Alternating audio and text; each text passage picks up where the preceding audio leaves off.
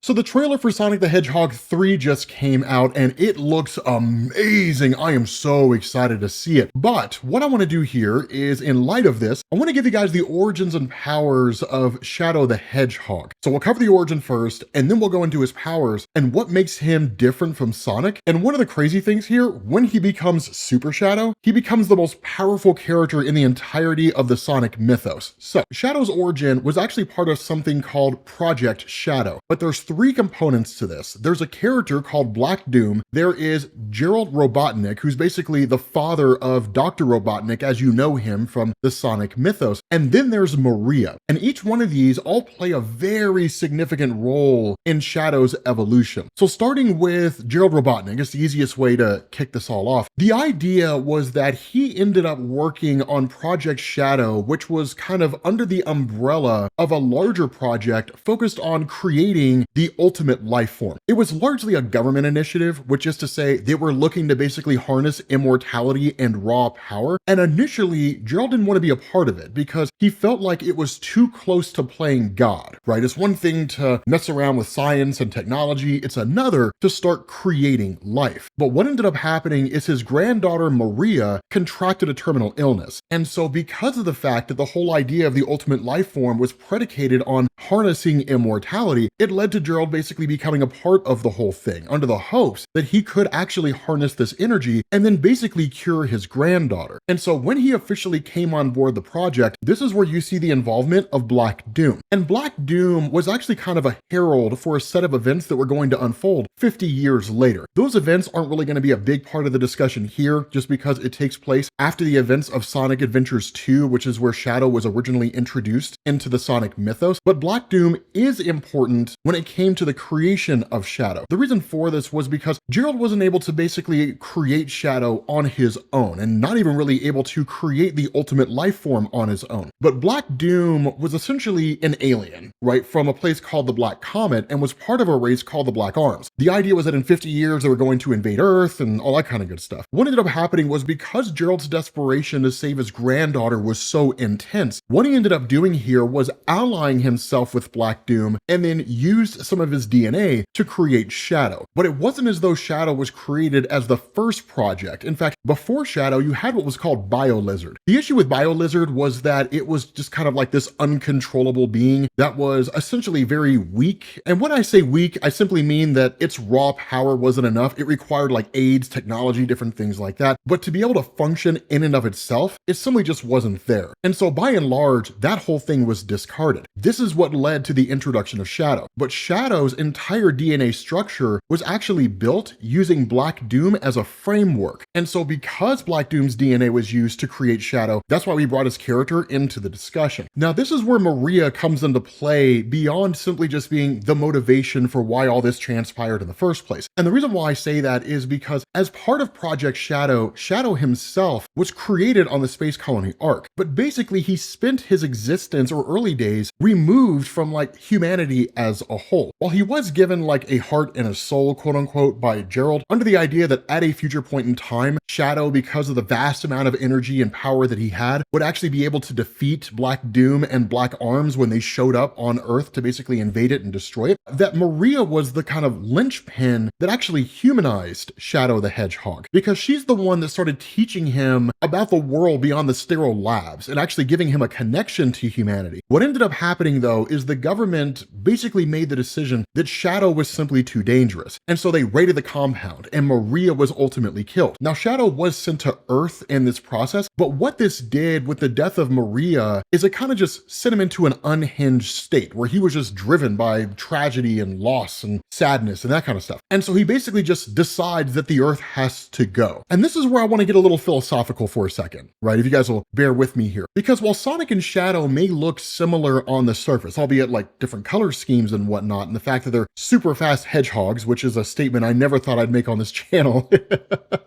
The reality here is that Sonic is defined by his desire to fight evil because it's the right thing to do. On the other hand, Shadow is driven by vengeance and honestly a search for identity if we include the whole Amnesia arc, and even before the Amnesia arc when he arrived on Earth, right? With Maria being his only real linchpin, he hadn't really defined himself. He was really a teenager in a lot of ways, right? Figuring out what he stood for and different things along along those lines. But it's the ideological differences between the two that makes them so interesting, that Shadow is the dark mirror to Sonic the Hedgehog. That's how most people would define his character, and they would do so accurately, if I'm being honest with you guys. But moving away from his origin and focusing on his arrival on Earth in Sonic Adventures 2, and a lot of the things that transpired, let's talk about powers.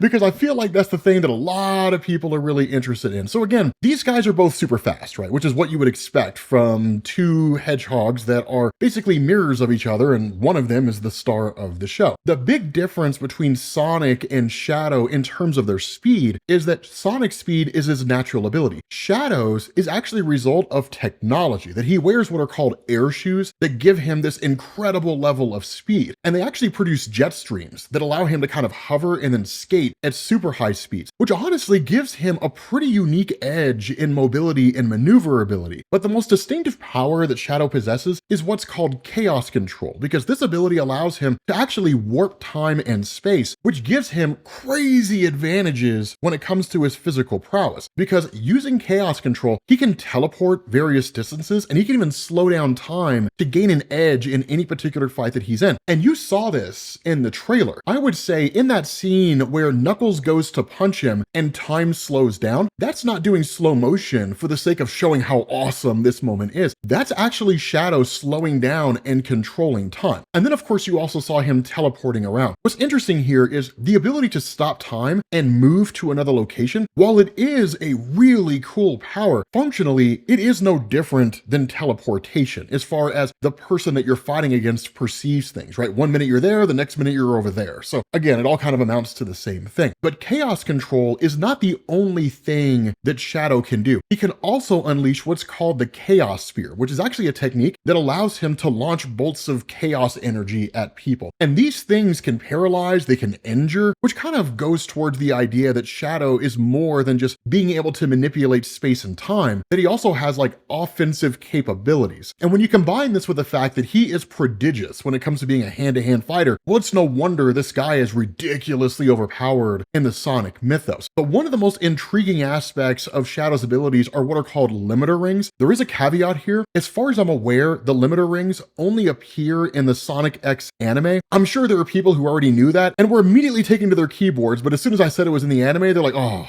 darn.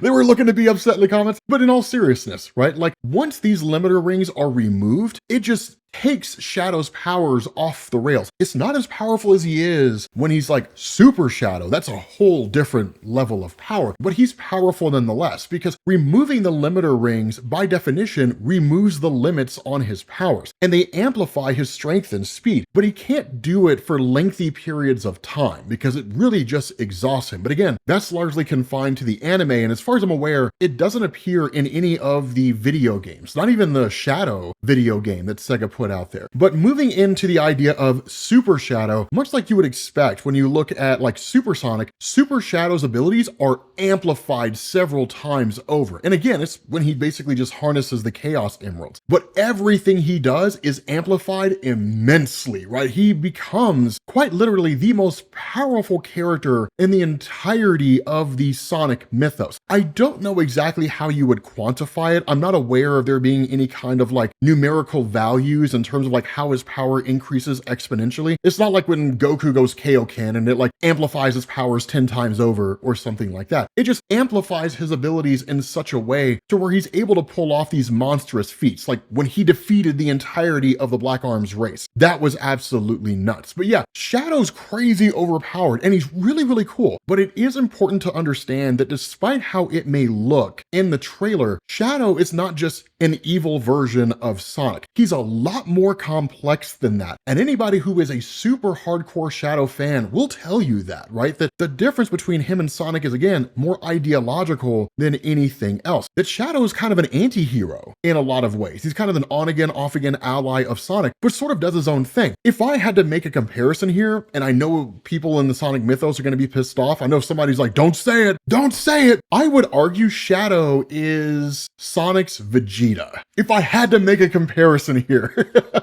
With that being said, guys, we're going to bring this video to an end. Hopefully you enjoyed it. If you did, drop a like. Let me know what you think down in the comments, and I will catch you all later. Peace.